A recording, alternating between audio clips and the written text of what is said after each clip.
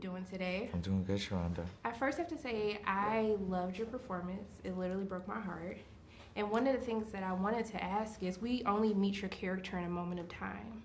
But with your performance and how nuanced it is, you feel the backstory of what has happened to him. So I wanted to know for you, like, how did you go into creating that backstory for Joe? Yeah, Samy Burch's script is it's a beautiful blueprint, right? Where there's so much in between the text, and it just gave room to this vast arena to just explore who this man was, and really looking at Joe and the experiences he went through at such a young age, being a father and having that responsibility, you know, in a way wearing shoes that were too big for him and then growing into them, and that arrested development that was deeply rooted in his essence, and just really looking at the emotional makeup of who he is internally and how that translated into the physicality of Joe, how he can say so much by doing so little, by the way he moves, by the way he talks, by the way he experiences. I love that, because even how you see him walk into the room, he's so quiet, but you want to like look at him, but he's almost trying to hide away from the rest of the world. So I like that you bring that nuance into it. But it also made me feel grateful of the experience of living. And you know, you see the scene where he's excited about his kids being able to take that next step in their life and experience the world.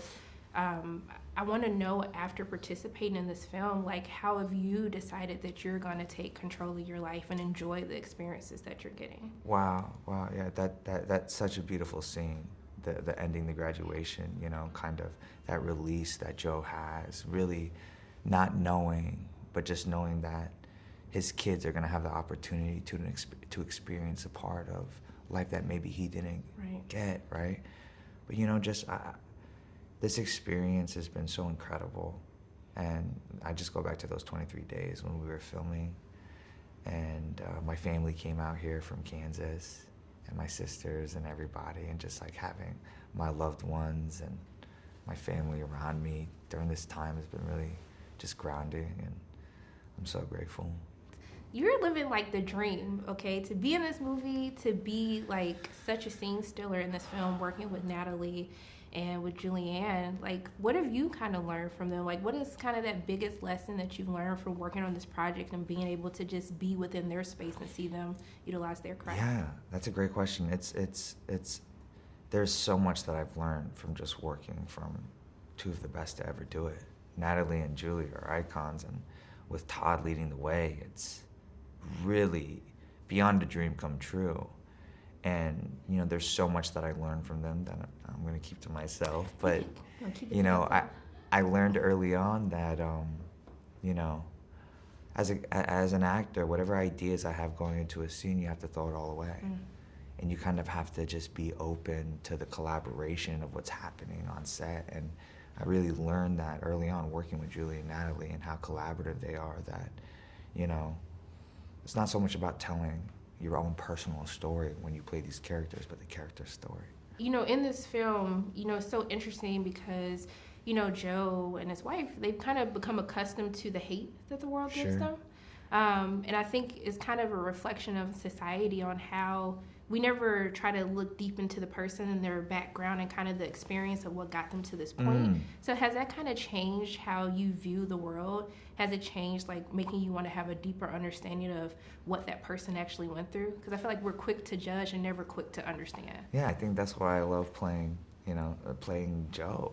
You know, it kind of goes beyond just like this experience. I mean, that was such a great question, by the way. But, you know, I think we all have our formulated opinions and judgments of certain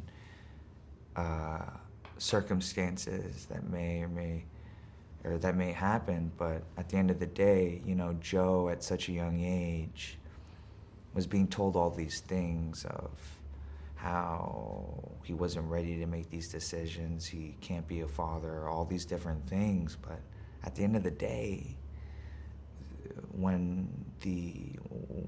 at the end of the day, he was coming home to a child that he had to care for. And none of those things really mattered outside of the way Joe wanted to care for his kids, of what people were saying. But it had an effect on him that he repressed, that manifested and created this adaptive adult child in order for him to survive in life, I believe. Look, I just want to thank you so much for taking time out of your day to speak with me. I'm sending you so much love and light your way, and I just hope you really enjoy the rest of your day. Thank you. How are both of you doing today? Good, thank you. How about you? I'm doing fantastic. I get to talk to y'all today. Okay, icons. One of the things that I really enjoyed about this movie is I feel like as young women, I feel like insecurities are kind of introduced as you're growing up as a young woman. And it becomes frustrating because I feel like we're kind of taught to not love ourselves or to kind of pick at and find something that's wrong with us. And I want to know, with the industry that you're in, how have you learned to kind of fight against the industry, but fight against those insecurities? It's a great question. I think, I think particularly in this movie, you see a character who really has swallowed that culture of gender whole, right? She is sort of hyper feminine, and because of her hyper femininity, she's hypercritical of things that don't fall into that category. And I think that's where it's dangerous, right? When we perpetuate these myths of what's appropriate or what's attractive or what's beautiful based on beauty standards that are out of date, So I think that we have to continue not to perpetuate those stories in our lives and in our families and the way we talk to each other and in our expectations of one another. But it's hard, right? It's hard because it's so in the culture. Absolutely. It's really hard to avoid, I think, in our culture, and I definitely am susceptible to it. But I think I was really lucky to have a mother who didn't place that on me. And I think like Julie's character in the movie, Gracie's, really is that classic way of a mother putting that on her child, like giving her a scale to weigh herself and like making comments about her, showing her arms in a dress. But she's like, you're so brave to show your arms. Right. Like, it's so horrible, but we do that to each other. So I think like as parents, as friends, we have to be so conscious of not doing that to each other, because it only reinforces everything else we get in the world. But I think that's the most frustrating part of the watch for me, is when your character is interviewing different people in Gracie's life, you learn these little things of being married young or the relationship with her mother, that we are quick to judge the situation, but we're never quick to understand how they got to that point. And I wanted to know, for the both of you, like, being a part of this film and kind of seeing Gracie's journey, has that changed how you kind of view and judge the world or the people and the stories that you hear? I think that's something as an actor that you always have to be aware of. I'm always thinking about my character, not just their actions, but how their actions have been informed by what happened to them. And so it's actually helpful as a person, as a human being, to look at the world that way, because I'm always looking at it that way with my work. Sometimes if I encounter someone who seems to be struggling or presenting in a weird way, I do think automatically, like, what happened? What happened? It's like, it doesn't come out of nowhere. Right. How about you? Yeah, of course, it's such a big part of thinking about humans, or the characters we play. And there's so much beautiful stuff in the script that Samy wrote that is so, like, between the lines. This one of my favorite lines that she wrote in the script is when my character asks your character, what was your mother like? And she says she was beautiful. And on the page, it's so simple. It doesn't feel like, but then there's so much left out. Like if that's what you say, that's the only thing that you say about your mother, there's like such a gulf of like what you're not saying about her. Exactly. And it's so painful and it's so simple and it's like in the silence and so I think that that's a lot of what we look for, like what are people not saying. But I like, even picking up on that, as we see your character progress, like, she transforms into Gracie with each of the different frames, from the makeup, the lisp, the clothes. Can you talk about kind of bringing that into the script? Because I noticed it the second watch. I didn't notice it on the first one. You pick up different things every time you watch it. Well, it was so fun to do, and it was such a joy because I was actually getting to observe and study Julie's work as Gracie while my character was studying her character. And she was so generous with creating such amazing details that I could then, pick up on and start imitating. And it was super fun. And I got to, copy someone I admire more than anyone in the world, which is like always your dream when like you watch someone that you just think is the greatest. You're like, I want to do that. I want to try doing that, and then I got to. I was like, honey, the lyrics. I was like, do you see this performance? Do you see her changing before our eyes in this film? But look, this totally made my day. I just want to thank you both so much for taking time out of your day to speak with me. It really means a lot. I'm sending so much love and light both your ways, and I hope you have a great day. Thank you so much. I appreciate you.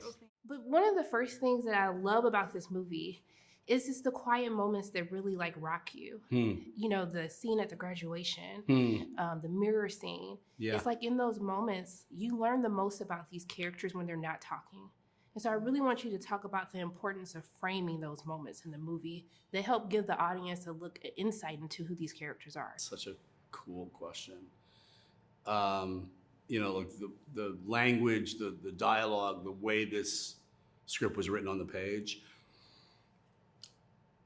opened up those spaces when I first read the script, and I wanted to preserve those openings for the audience to fill that in and to be questioning things as they watched.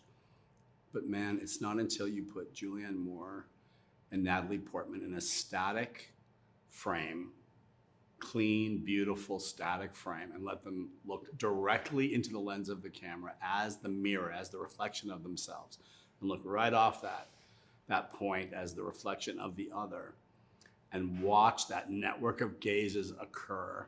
And then there'd be moments where they would take these pauses. And I wasn't micromanaging that as a director. I was letting these extraordinary women who were interpreting the story find those moments. And there are moments I was like I'd look back at my script like, wait, did she forget her line? What's going on here, And I was watching last night, and I was appreciating so much exactly what you're asking, the silences, how powerful they are. Yeah. But I mean, also too, Gracie and Joe as a couple, one of the things that I really appreciated, something that I wish I had, was their ability to just mute the criticism of their relationship and who they are as people, the choices that they make. And I wanted to know, for you being in this world, you put such hard blood, sweat, and tears into your art.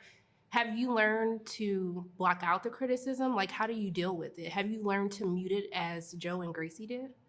It's such an interesting question too, because when I first read the script, I was like, this is an extreme case. This is a disturbingly extreme case, right?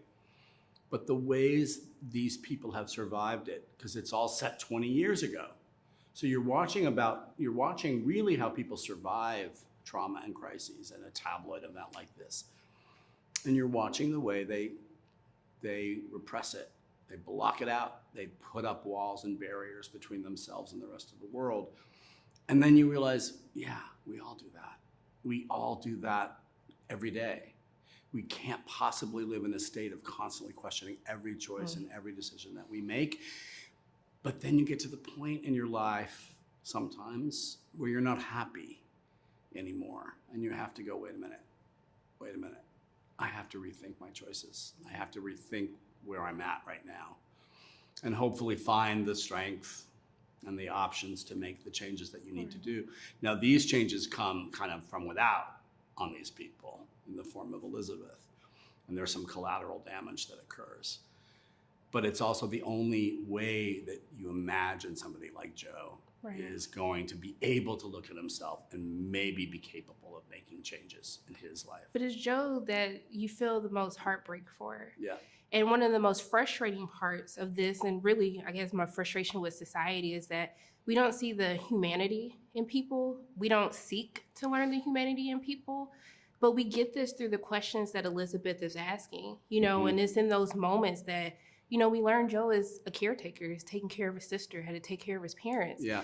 Like, can you talk about the importance? Because I feel like it also is kind of, it lifts this veil of how we treat these stories. Like, these are people's lives, but we sensationalize them. Absolutely. Can you talk about the importance of really balancing that while watching all of this play out?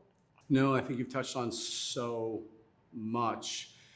And I think it comes with a double-edged sword, because you see how hurt Joe is by letting himself be seduced, ultimately. And he's somebody who is so locked up in his life and has been taking care of people for so long that he doesn't really know what he wants, what he desires. This isn't uniquely and strangely a film in which female desires are driving the story. And we don't usually think that is as possible in our society, right? A male-dominated society. And these are pretty difficult female characters to contend with. But I also felt like there are many, many marriages, heterosexual relationships, where no, the woman is in control. She is the one who defines a sort of class identity for the family. What you wear, what you eat, what you read, what you think, how you behave, buys the clothes for the husband, you know? And men are often very willing and happy to be told what to do and how to live and how to think. And so again, these are contradictions within patriarchal society, but they exist, and there's strength in women within the family in particular. At the same time, when a man transgresses sexually, we all go, yeah, of course he's gonna do that. When a woman does it, it's a whole different story. Mm-hmm. That's why I said we needed more to talk about. I know. Okay? Look, I just want to thank you so much for taking time out of your day to speak with me. These were some of the coolest questions. No, Thank you I appreciate you so much. I really mean it. Thank really. you. Thank I'm you. sending love and light your way. And thank you for filming in Georgia, okay? Oh man, it was so fantastic. Let me tell you something. There is a line that you wrote in the movie that has stuck with me ever since I saw it last night. Wow. It was a line when it was like, insecure people are dangerous. I was like, mic drop, okay? Because I was like, I need to say it louder for the people in the back, because it was a lot to unpack with that. And can you just talk about that line, that whole moment? Because I just felt like, even though the dialogue was happening, I just felt like there was like so much shadiness and a read all in that line. Yeah. Wow. That's so, thank you. That's so awesome. I actually recently found in one of my notebooks that line and the one she says after, from right before I wrote the first draft of this. And I just think that there's a lot of there for so few moments where people are saying what they actually mean and feel, and it's such a tense experience to get to watch these actors. There's no honesty, and when there are moments of honesty, there's such a breath, I think, as an audience member. But yeah, I think that Gracie is constantly saying a lot with not even very little, sometimes the absolute opposite, like when she's dealing with her daughter trying on dresses, you know, there's a lot of subtext and a lot of pointedness in her character. Yeah. But I like that you brought up that moment, because I was just having a conversation with the dad, and he was upset because they referred to his child as beautiful, and it's like, I want her to be known for her smarts. Oh. And I was like, you know, one of the craziest things that you'll never understand as a man is that our mothers are our first harshest critics that we receive. Yeah.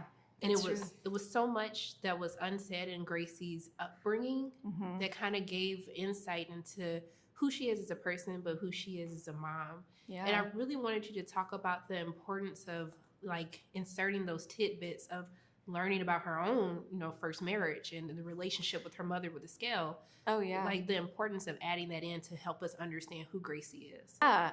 I mean, I think that's was one of the fun parts of crafting the script is the layers, the kind of the peeling back of getting when you get to know what.